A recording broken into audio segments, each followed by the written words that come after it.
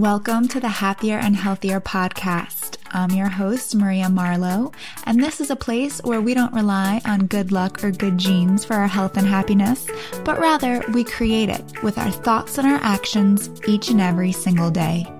Each week, I'll bring you a thought or a guest that will help you live your happiest and healthiest life. Are you ready? Herbalism is a fascinating and multifaceted topic that I think is important to know and learn about, especially if you're interested in learning about food as medicine and health and wellness. I think herbs play a big part in that. So today I brought on an expert in herbalism. His name is Guido Masé. He is a clinical herbalist, an herbal educator, and garden steward who specializes in holistic Western herbalism. Now, I feel like a lot of us have heard about herbalism, but we don't, or we may not actually know exactly what an herbalist does, or I would imagine most of us haven't worked with an herbalist before. I know even I haven't, even though I love herbs and I've used a lot of herbs. I have not specifically worked with an herbalist, which is something after this conversation I would like to try, because as Guido explains, herbalists are sort of like plant and human matchmakers, and they can really help you choose the herbs that will work best specifically for you. There are a lot of cool and popular herbs. Every year there's sort of something. This year it's ashwagandha. This year it's turmeric. There's always a popular herb that's used in foods, but by working with an herbalist, you can really figure out what's the best herb for you. So in this episode, we'll talk about some common herbs that you can use, some herbs you probably have never heard of, but are pretty readily available that could be beneficial. We'll talk about adaptogens. We'll talk about health tonics, which help you just maintain your health. So a lot of times when we think about food as medicine or herbs, and I think when people think about herbs, they think about supplements, it's usually in a reactive way. So once we've come down with something, we're looking for an herb to reverse that. But we'll talk about tonics, which are herbs that you will take on a regular daily basis for a long period of time that help support and strengthen your body to prevent those ailments and things from happening, or to help avoid those things. And we'll talk about maybe why you want to work with an herbalist, how to find a good herbalist, and pretty much everything herbalism and herbs in this episode.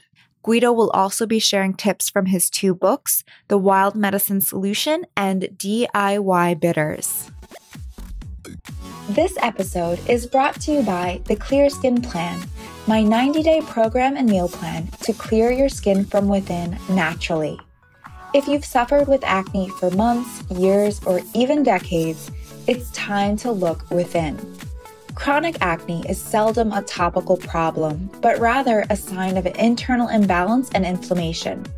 Discover your root causes and remedy them with simple dietary and lifestyle changes. Head to mariamarlowe.com/clear-skin-plan to start today. Guido, thanks so much for being here. Maria, it's my pleasure. Thanks for inviting me. So I feel like whenever I see an article about herbalism online, whether it's Well and Good or any of these other news outlets, I always see your name. You're always quoted. So So I'd love for you to share a little bit more about what it means to be an herbalist. What exactly is an herbalist, and what does an herbalist do? Well, the field of herbalism is really wide, and there's a lot of pieces to it that you can choose to pursue. But I think at its core, herbalists are folks who work with plants and mushrooms and kind of act as matchmakers, I guess, helping plants and mushrooms find the right people and helping people find the allies from the biosphere that can sort of help us live, I think, more inspired, to a certain extent, more comfortable, and certainly more engaged lives. And ultimately, I think that's how I see myself, as sort of a catalyst of engagement between humans and the natural world. Now, being an herbalist means that you need to be familiar with the trails and the roads of the natural world and the stories around plants and mushrooms. And those stories can be folklore and fairy tale as much as they can be chemistry and biochemistry. And being able to pull the right threads of story, just as much as being able to find the right mushrooms and plants, is important for connecting the folks who might need those herbal remedies to the right ones, and to be able to provide that meaning and context for them so they feel like they're on this path, they feel like they are making those connections, and then they can see the results once they bring those plants and mushrooms into their cup of tea, into their life, onto their kitchen counter, you name it. I love how you explain that it's people, connecting people to plants. That's, I've never heard that before. And I really like that. I think that paints a very good picture of what an herbalist is doing. So I do think, obviously, we've all heard of herbalists and, so we have a general sense in that regard, but I think very few people have actually been to an herbalist. I know even myself, who's very interested in herbs and loves learning about them and reading about them, I realized I was like, I've never actually been to an herbalist. So why may someone seek out an herbalist and what can they expect? Yeah, I mean, that's a great question. So on our, store shelves or now on the internet, there's a wide range of all sorts of dietary supplements and foods that are available. And a big chunk of those are herbs and mushrooms. And of course, there's thousands and thousands of medicinal species that are available on the planet, many of which, most folks have not even dreamed of or heard anything about. So what an herbalist can do for you is help you refine your selections and act as sort of a sieve for that incredible variety of medicinal plants and mushrooms that are out there in the world, and distill out what might be most relevant for you.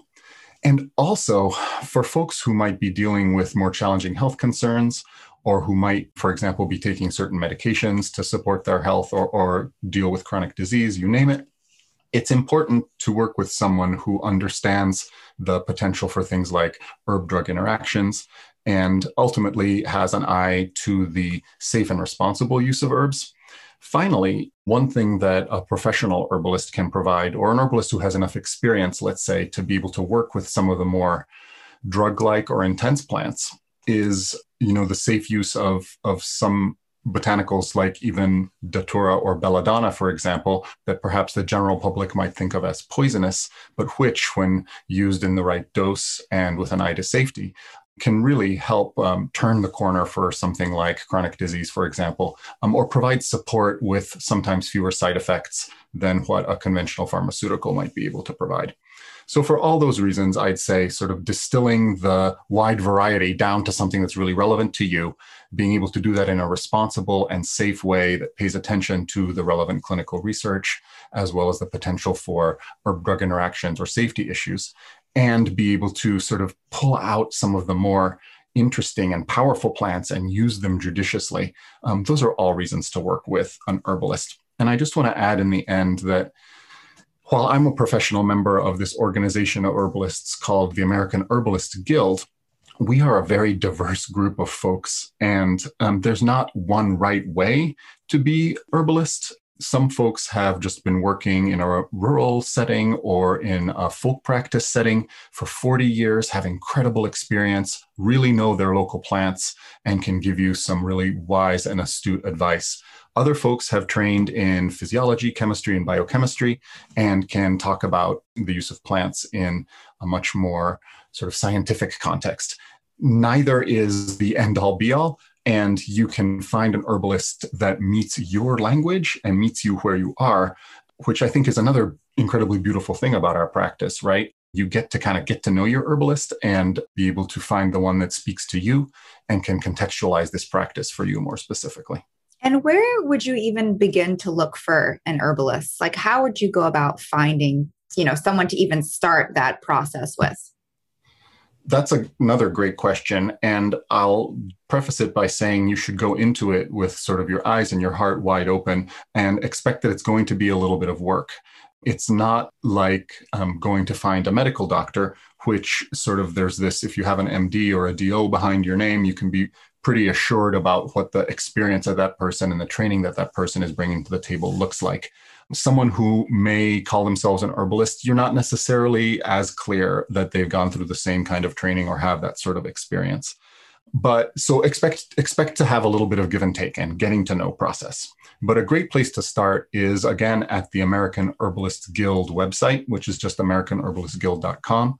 You can list herbalists by state and kind of get a first overview of who the registered professional herbalists in your area might be. And then it's a question of reaching out to them and maybe checking out what their practice philosophy looks like, what kind of plants they're into, and what their experience is, and having a conversation. But keep in mind that there's herbalists everywhere in all our local communities, and many of them are not professionally registered. That doesn't mean that they're not incredible and that they couldn't be just the ticket for your particular needs. So one place you could go is to farmers market, or sometimes even to a local herb shop. Many places around the country have herb shops, believe it or not, now, which is not what we could say maybe 20 years ago. And kind of say, like, is there anyone who is doing clinical practice? What does that practice look like? Is it in an office setting or is it in a garden? And begin that work of sort of conversing to find the herbalist that might be the right match for you. So you also talk about the plant's perspective. Can you share a little bit more about that? So when you're finding the right plant for the person, where does this plant's perspective fit in? I think that's, I don't know if it's the bulk, but it's, at least for me, a huge part of my personal development work as an herbalist. And that is taking the time to try and understand what the plant's perspective might be. And that process of relationship building with plants or with mushrooms can take a lot of different forms. It can involve wild harvesting, spending time in the forest, looking at where these plants grow and how their populations change year to year. It can involve gardening and starting the little babies from seed and watching as the cotyledons unfurl and the plant takes shape, and how many years you have to follow it before you can harvest its root. It can involve reading and studying, for the thousands of years of historical record that humans have documented in terms of their interaction and relationship with plants. But as an herbalist and also as a person who uses plants for their well-being, building your own personal relationships that look at that plant's perspective is going to be really important. So what that means for me is that when I'm trying to be that matchmaker, to make that connection between the person and the plant, I need to have a pretty good sense, just as if I were saying, I want a couple of my good friends to meet each other. It would make sense for me to know what my friends' personalities are, what their interests are, what they like to do, because I don't want to pair someone who's really an introvert and likes to be indoors and reading with someone who, loves extreme sports and is outside and doing intense things all the time. It might just not work out very well. So similarly, knowing about the flavor of a plant, what areas of the body it has an affinity towards, what its growing patterns are like, and whether it's a long-term tonic or whether it's a plant to use in the short term for an acute healthcare condition, all of those things are really important. But there's this intangible piece that comes when you engage with a plant long term. My personal example is the hawthorn tree and hawthorn berries, which are sort of one of my go-to daily tonics. After weeks, months, years of taking hawthorn every day, what ends up happening is that your own personal perspective, the way you look at the world, the way your cardiovascular system relates to your spirit, the way your metaphorical heart beats in your chest and how you connect to feelings and emotions starts to shift. And while we can document this biochemically in terms of the action of polyphenols on the vasculature and how that affects the way our heart beats and our heart rate variability works on a day-to-day basis, and how that heart rate variability then affects our mind and our response to stress and our ability to love and empathize, the bottom line for me is that it makes me more receptive, open, and relaxed to take hawthorn berry on a daily basis. And the perspective of the hawthorn tree, I think, is that all that the chemistry that it produces and that it puts in the berry is in part a signal, an overture, and an ongoing relationship for the animals in the world around that tree. And ultimately, that's what I mean by the plant's perspective.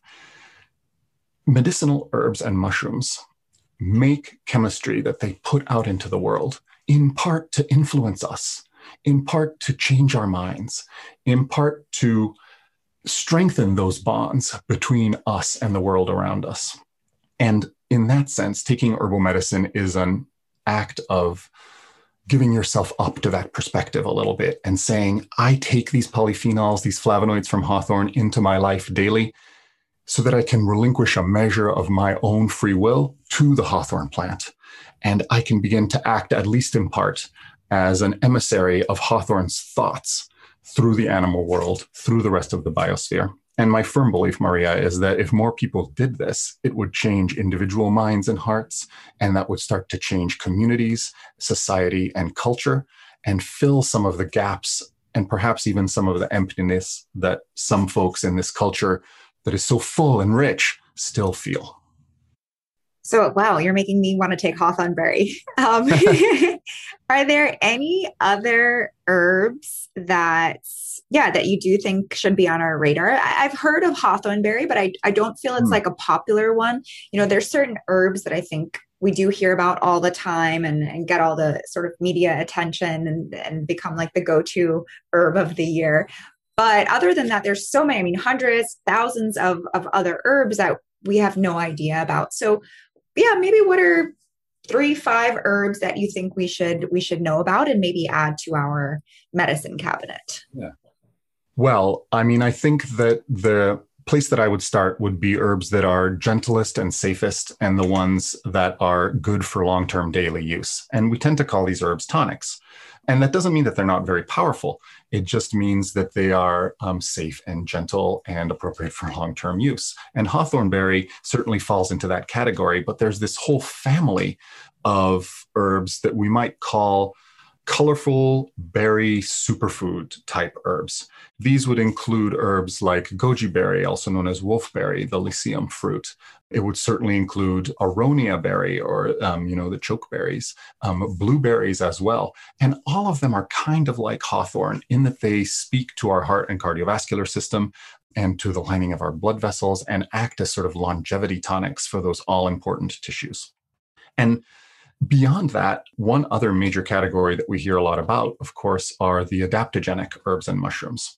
Everything from eleuthero, also known as Siberian ginseng, to ginseng itself, and particularly American ginseng roots, certified organic American ginseng roots, in terms of the ones that I will use in my work. But also adaptogens like schizandra berry, which crosses the line between hawthorn and the adaptogens, and of course ashwagandha, which comes to us from the Ayurvedic tradition. All of these adaptogenic herbs have this incredible ability to do things that I think you see in most living systems. If you think of a human being, we have an ability to sort of balance ourselves, right, within our normal physiologic ranges.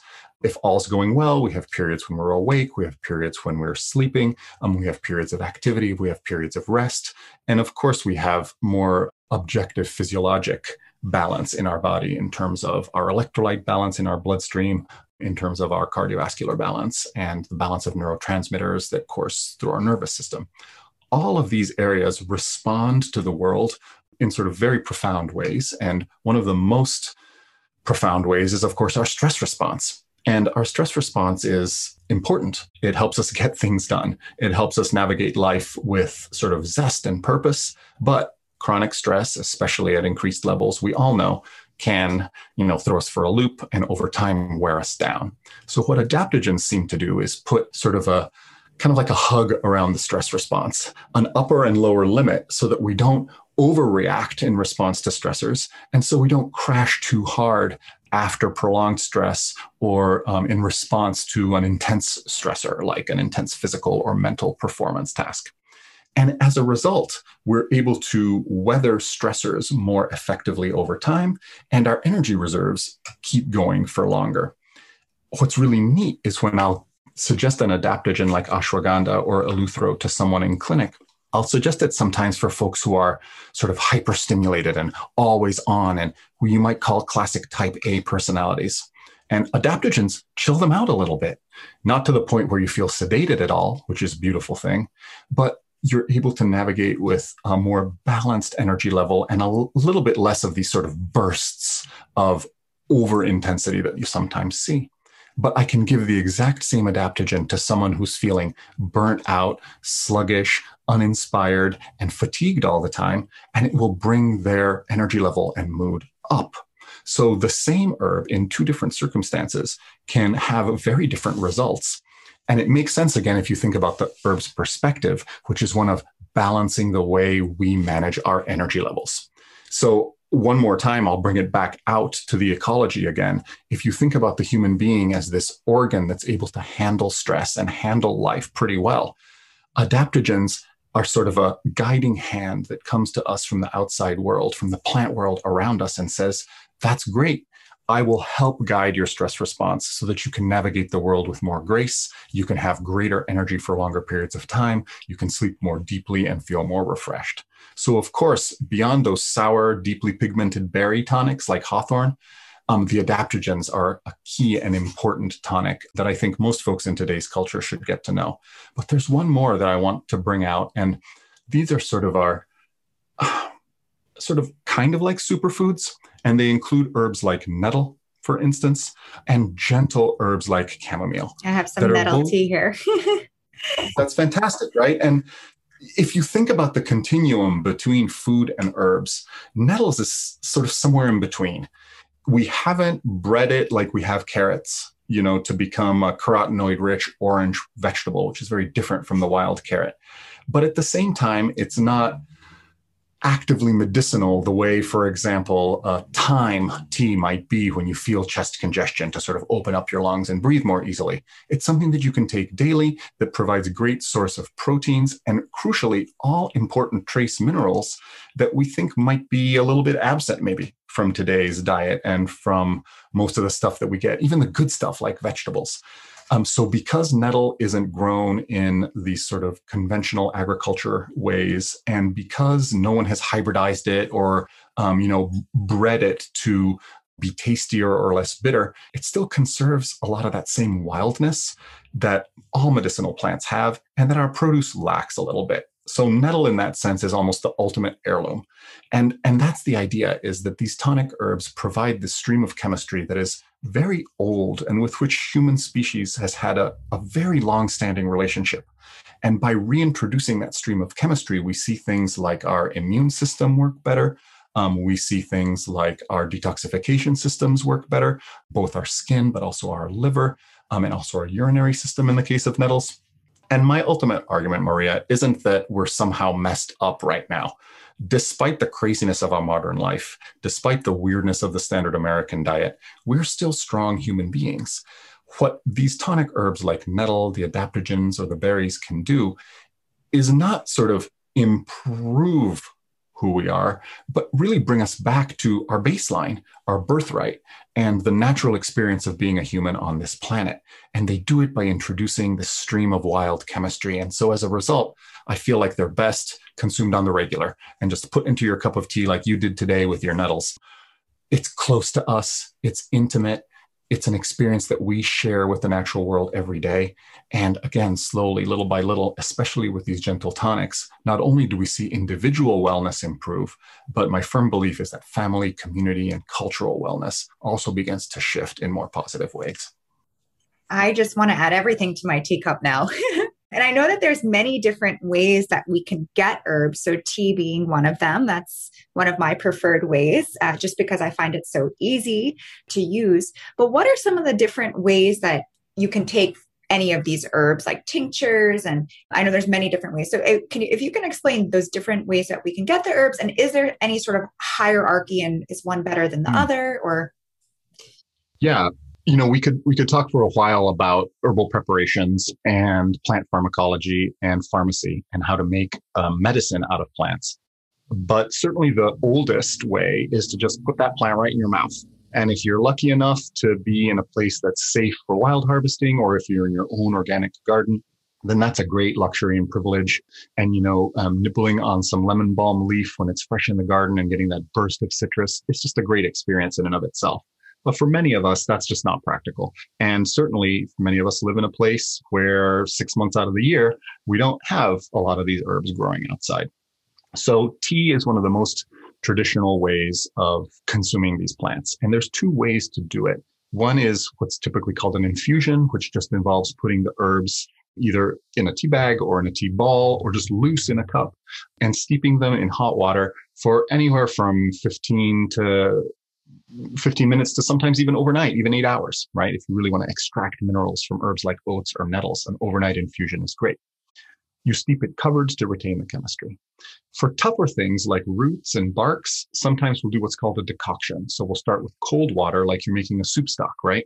And if you think about herbs like garlic, very often, you put them in cold water with carrots and onions, which are also food-like, but herb-like too. And then you slowly bring that water up to a simmer, and you simmer for a while, maybe with your bones, if you're making a bone broth. So this is actually a great opportunity to introduce adaptogenic mushrooms like reishi, or immune-enhancing roots like astragalus into something like a simmered broth.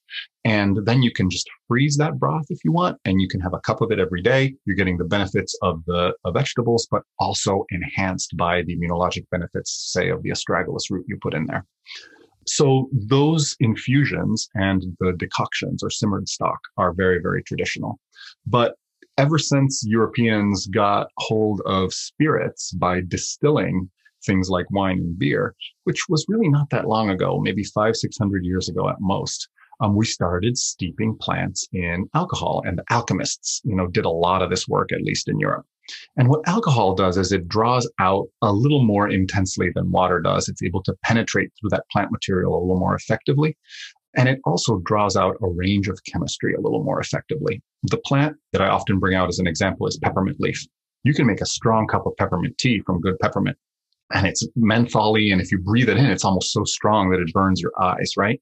Well, with a tincture, with that same amount of peppermint leaf, if you put it in almost pure alcohol, which is usually what's used for tincture making, you get 2 to 3 times the amount of menthol pulled out of the peppermint leaf than you would from just water. And that's because alcohol is a little better at dissolving some of those oily compounds. So again, if you're comparing tea to tincture, I don't know that I can really do a universal hierarchy. For many plants, tea is very, very appropriate. For some plants, it totally doesn't work, like propolis resin from bees, which you might use as an antiseptic for respiratory infections. It doesn't dissolve in water at all, but it dissolves in pure alcohol.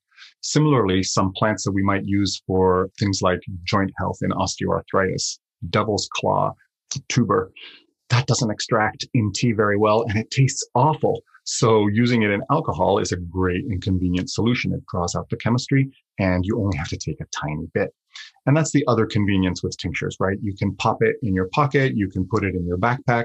It's relatively easy to travel with as long as it's 2 ounces in your liquids bag. And it allows you to take those herbs with you in a lot of different situations. You can mix usually somewhere between 15 drops and all the way up to maybe even 90 drops of a tincture in 2 to 3 fingers of water in the bottom of a glass, and you're good to go. It's just as if you had brewed a full mug of tea.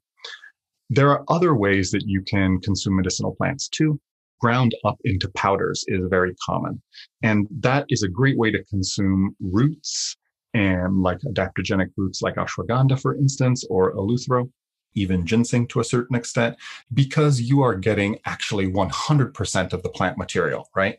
Whether you're making a tea or tincture, you're at a certain point straining the herbs out.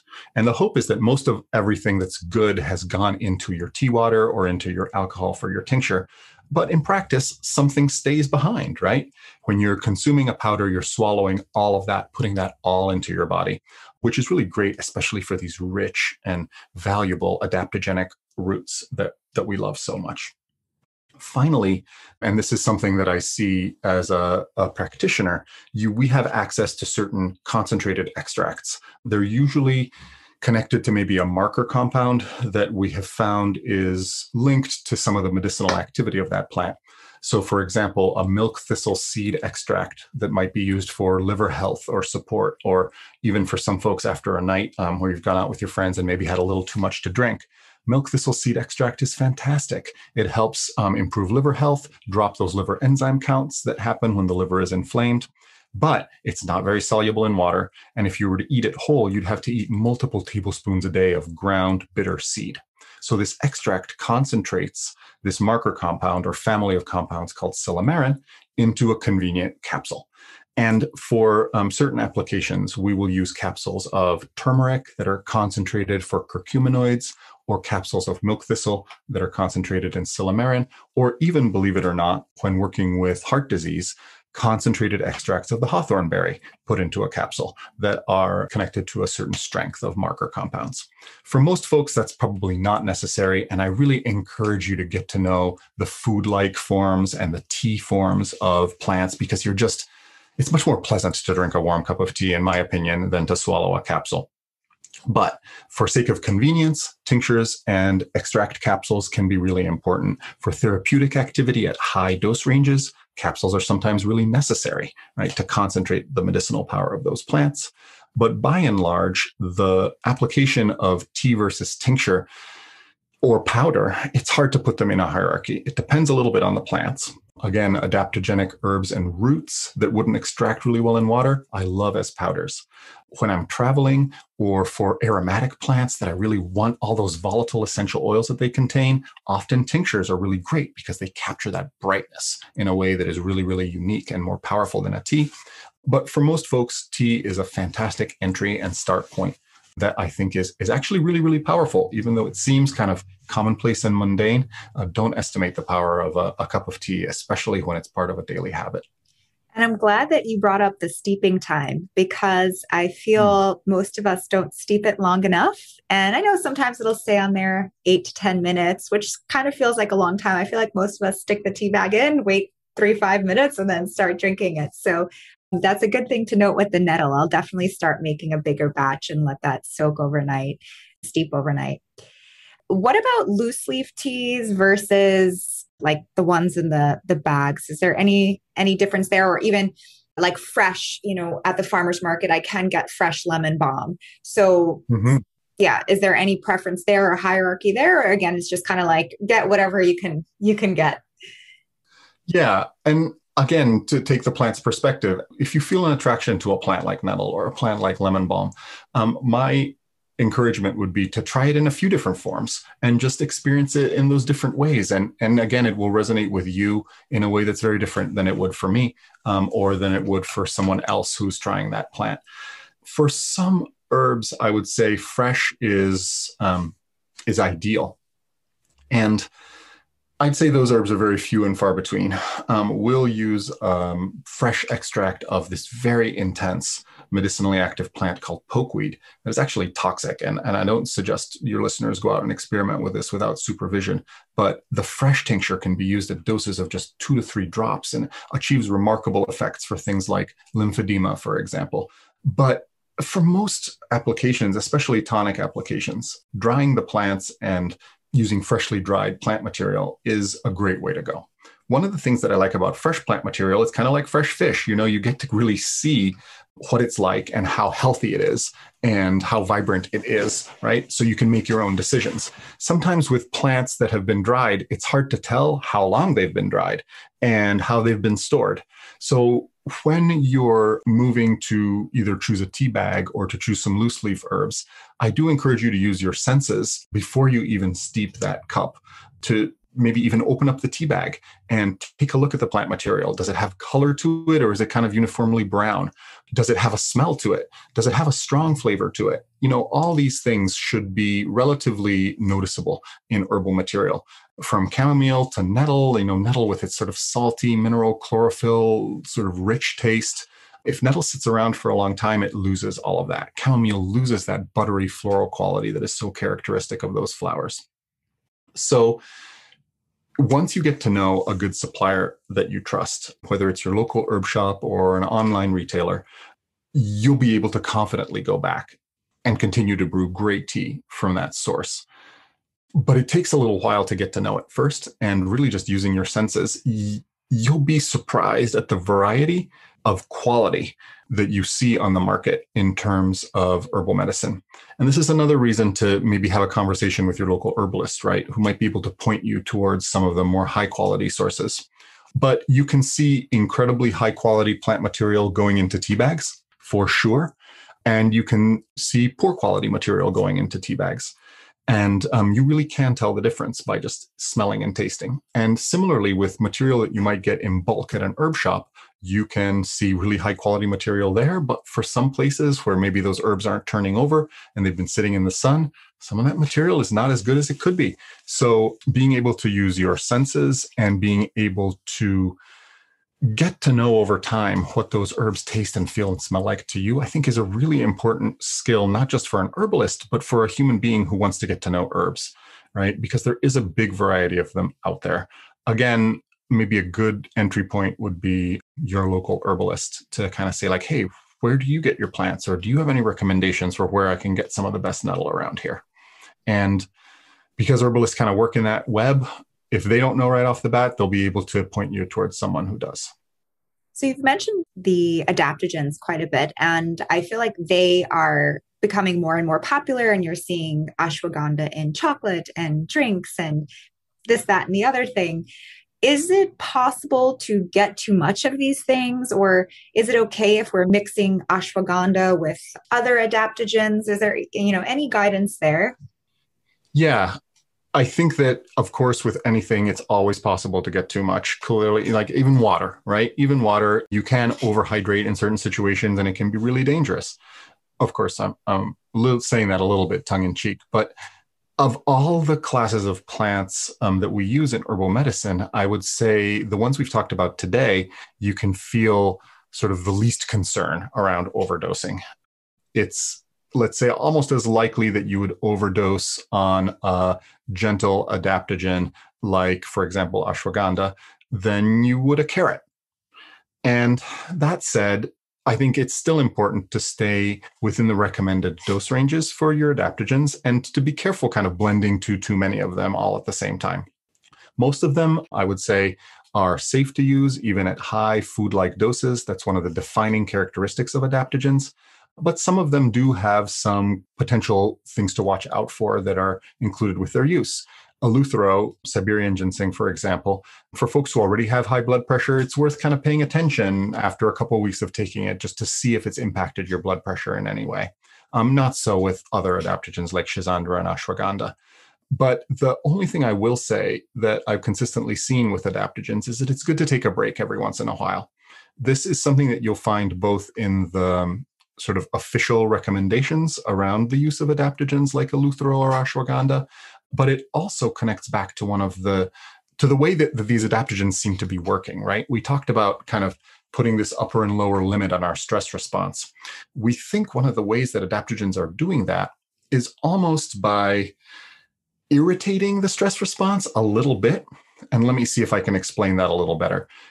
When a human being takes adaptogens, the body responds similarly to when the body and the tissue's cells respond in a way that is similar to, for example, heat stress or heat shock or heavy-duty exercise or things like caloric restriction. The body responds to the chemistry in adaptogens similarly to the way it responds when it's under these stressors, right? So adaptogens are almost like a chemical version of exercise. And again, I say this very much tongue in cheek because in no way can adaptogens replace physical activity and exercise, but they do elicit some of the same responses in the body that stressors like physical activity elicit. And as a result, the tissue changes, the cell changes its behavior. It begins to modulate the way it uses energy and the way that the nervous system and the stress response in the human being writ large behave in the world.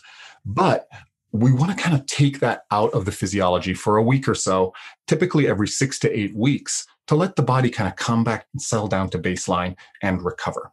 And generally, this is something you see in exercise physiology and exercise medicine, right? We work out for a while, then we kind of take a recovery week, and then we start ramping up again, and then we kind of take a recovery week again. If we didn't do that and we just kept pushing and pushing and pushing, eventually we'd reach a plateau and we would stop seeing benefits and we'd stop seeing improvement.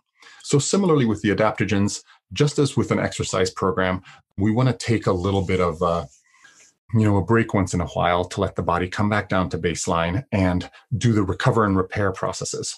During this time, I actually love to shift to mineralizing tonics like nettle and oats that sort of give the body the building blocks, really great fatty acids from flaxseed and chia seed, sort of these nutritive tonics during that week of recovery. And then you can go back to, another 6 to 8 week cycle of using your adaptogens every day.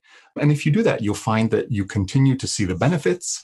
And then if you're using it in concert with exercise and with things like mood and mindfulness training, you will find that you continue to improve and you continue to progress.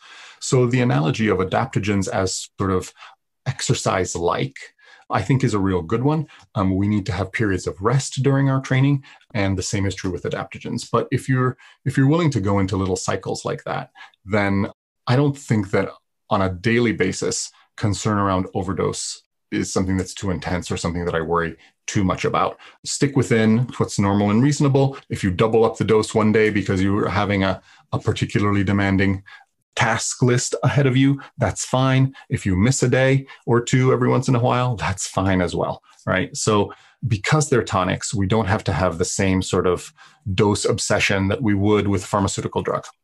Yeah, and it's interesting because with the pharmaceuticals, you're typically taking one pharmaceutical for one specific reason, whereas with these adaptogens, it's more about bringing your body back into balance. If you're too high in something, it can bring you down. If you're too low, it can bring you up. So yeah, that's something that's pretty unique to these plants. So Totally unique. I know you're also a proponent of bitters. I know you work with bitters. You even wrote a book, DIY Bitters. So can you share a little bit about bitters and where they fit into a healthy lifestyle? Oh, yeah. Maria, bitters are a great entry point into herbal medicine for a lot of reasons. First of all, they're this sort of great analogy and sort of literal representation of what being an engaged human being is like. Sometimes it's intense and it tastes bitter and we don't want to do it. And this is true of exercise sometimes too, right? The bitter flavor, if left to our own devices, we would never consume it. And in fact, agriculture has systematically removed a lot of the bitterness from the fruits and vegetables that we eat, partly because they, quote, taste better without those bitter components. But there's a couple of things that we lose out. First of all, those bitter components are usually those polyphenols that we talk about helping with longevity and sort of cellular lifespan and cardiovascular health and resilience. But second of all, the bitter flavor itself has an incredible activating quality for the digestive tract and the digestive process as a whole. You can notice it right away when you taste something bitter on your tongue. And, most folks, I would say the quickest way to get something bitter is to go to the grocery store and buy a head of radicchio or endive. Both of these vegetables are actually chicory plants, which grow wild by the side of the highway and are just starting to bloom right around the time of the summer solstice. But you can taste it. It's juicy like lettuce, and then this bitterness comes that, I would say is kind of pleasant. Maybe not if you're not used to it, but what happens right away, and you'll notice, is you'll start to produce more saliva. And that's actually just the tip of the iceberg. Further down your digestive tract, you're also going to see the production of digestive enzymes. And you see this sort of regulatory effect on the muscle of the GI tract too. Two things happen. One is the stomach closes off on both ends, and the food inside it sits in there and gets completely digested, or the protein at least broken down really effectively. A lot of times, especially if we're eating a lot of carbohydrates, clients will complain to me that they'll have something starchy to eat and 20, 30 minutes later, they'll get very bloated or they'll feel really uncomfortable, really right under their sternum, right in the top part of their belly. And in large part, this is due to fermentation of carbohydrates from incomplete digestion, but also the carbs just move right through the stomach and don't sit there for any appreciable length of time so that they can be broken down by our own digestive enzymes. So bitters help counteract that while at the same time flooding the digestive system with our own enzymes and all of the juices that are necessary for proper digestion. So as a result, you see less bloating, less spasm, less of that drama that's associated with sort of poor digestive function. But the other thing that I think is really unique and interesting about bitters is that flavor of bitterness is actually the flavor of the wild. Almost all plants that we would have consumed 20,000 years ago as hunter-gatherer humans would have had a measure of bitterness associated with them, partly because that's how plants, to a certain extent, protect themselves from, burrowing mammals who might chew on the roots or insects who might browse on the leaves. Over the course of our evolutionary history, we've evolved incredible detoxification machinery in our liver, in our small intestine, even in our saliva to help break down some of those constituents that might be toxic to a grasshopper in overdose. But our detoxification and digestive systems don't activate in the same way if there's no bitterness in our diet and no exposure to that flavor on a daily basis. So again, bitter is the flavor of the wild. It indicates phytonutrient density, especially polyphenol density. But in some cases, the bitterness is intense enough to sort of activate saliva and all of those digestive juices to break our food down properly and completely. So in that sense, it brings our digestive system to the table. It doesn't do any work for the digestive system, the way a digestive enzyme pill might, right? Or the way like a Pepto-Bismol or an antacid might. In fact, the exact opposite. Like an adaptogen does for our stress response, bitter tonics balance our digestive function. And if digestive function is sort of overactive and everything's moving through really quickly and there's a lot of bloating and irritation, bitters cool that down and slow it down. Conversely, in usually older folks whose digestive fire might be a little bit dampened compared to when maybe they were in their 20s, bitters can sort of stimulate those juices and get things back online so you can digest your food completely. There's some great simple examples of herbal bitters. If you just start with dandelion root by itself, you've got a fantastic bitter tonic to take, 10, 15 minutes before meals. You can brew it as a tea if you want. You can also chop up dandelions that, grow in your backyard and roast them in a cast iron pan until a little bit of nuttiness comes up off the pan. Then dry that. You can use that in a drip coffee maker, just as you would ground coffee, and make a really nice brew. But often the alcohol-based tincture is what folks use because, 15 to 30 drops, 10 minutes before you eat, wakes up the digestion, gets you ready to consume your meal completely. I often use bitters in my practice to help folks normalize their digestive function, but also to help them transition off of things like digestive enzymes, which can, over time, become almost habit forming. It gets difficult to break things down without them, right? So if someone has that experience, bitters are a great complement to kind of bring your digestion back to the table again.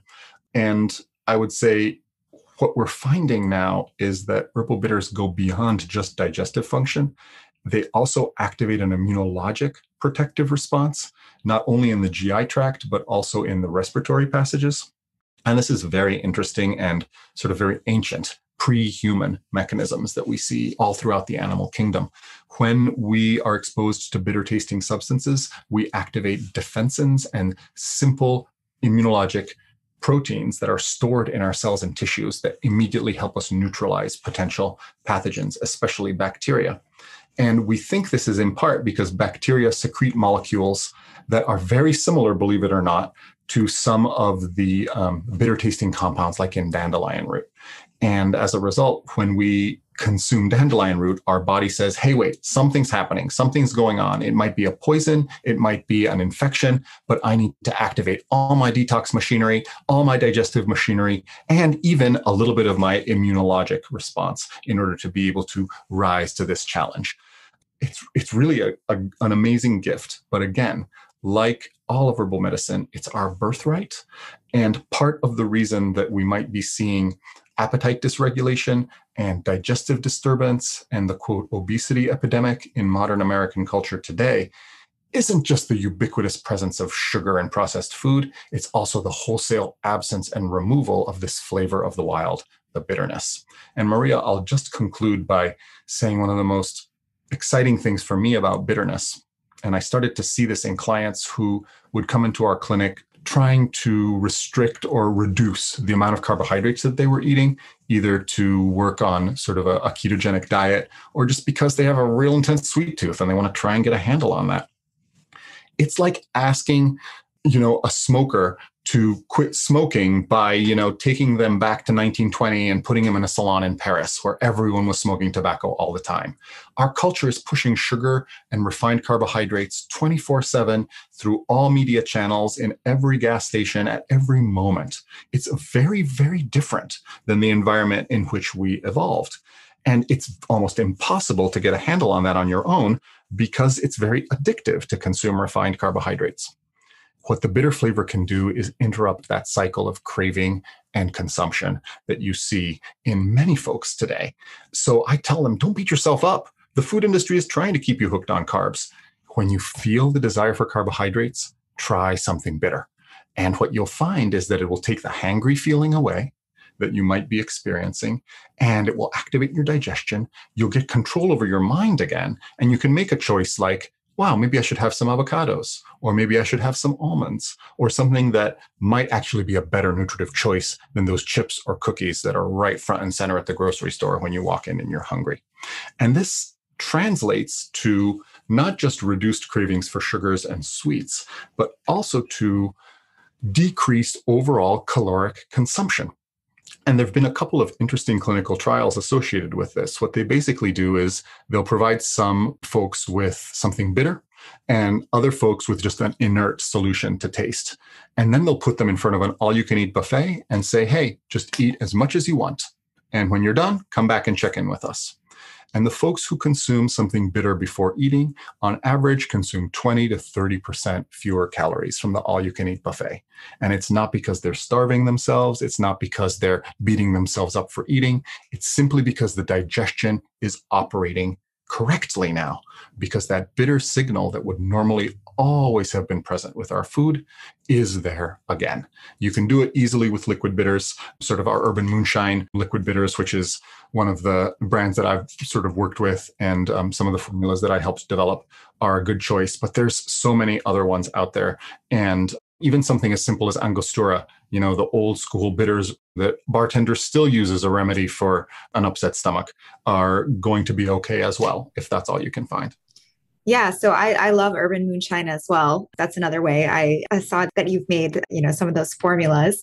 So yeah, and digestive bitters are something I also recommend all the time to anyone who has the digestive issues. And I do think they are far superior to an enzyme, which I feel like people know more about, or you hear more about enzymes, I feel like typically.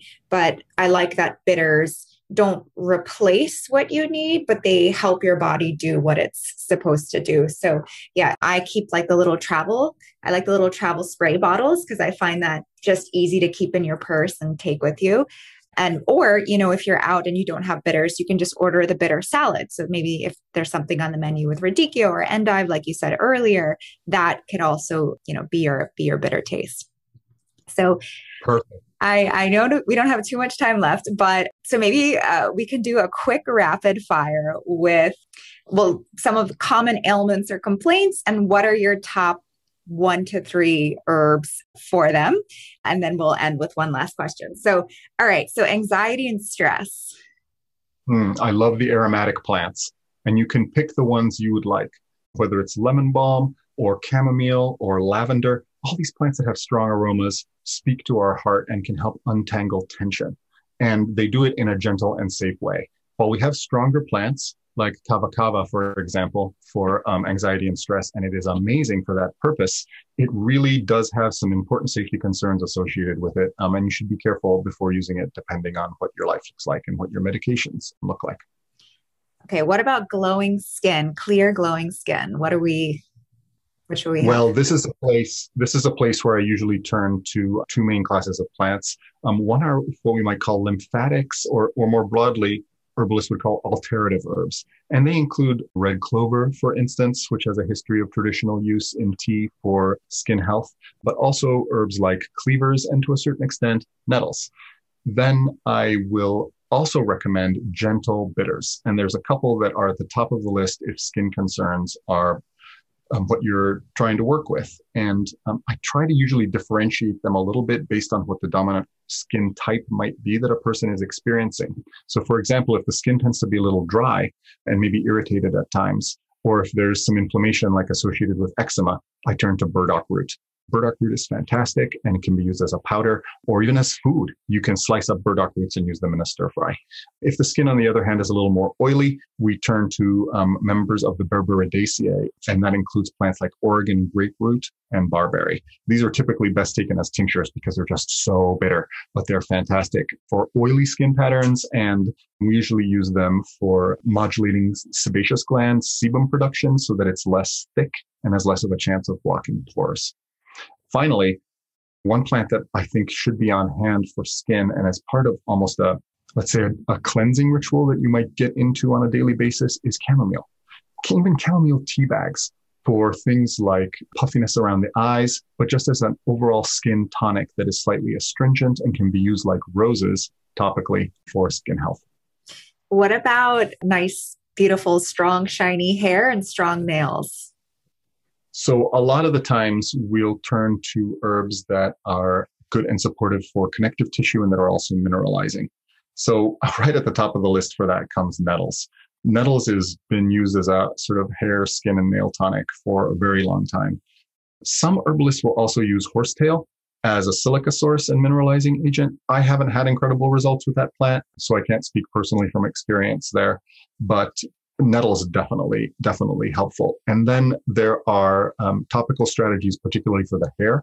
A lot of times herbalists will make infusions of not just plants like chamomile, which is great, especially if there's any kind of scalp irritation or anything like that, but also rosemary as a great sort of enlivening tonic for the scalp, and also a sort of gentle degreaser for the hair, especially if hair tends to get a little more oily. Finally, I will say that for hair, skin, and nails in general, I really ask folks to pay attention to their essential fatty acid consumption. Things like your omega-3 fats, for instance. And I do like food sources like chia seeds or flax seeds as a way to get some of those precursors for essential fatty acids. But clearly good wild fish like salmon can be useful there as well if you do eat animal flesh, and also remembering that we have to be careful with that during pregnancy because of the potential mercury load. And what about immune health? How can we boost our immune system or support our immune system? So I want to make the distinction here between sort of long-term immune tonics, which adaptogens are to a certain extent because stress is so intense for the immune system to handle, right? But also long-term immune tonics like astragalus root and reishi mushroom, which I think are two of my favorites. These are herbs you can take all year long, right? Without even any interruption. You can put them in your soup stock. You can take them forever, but they're especially useful to take a few weeks to maybe even a few months before the seasonal transition of fall, especially if you're concerned with, getting a lot of viral respiratory infections during the course of the winter season, or if you're in a high exposure situation, like working in a retail setting or having young kids in daycare or things like that.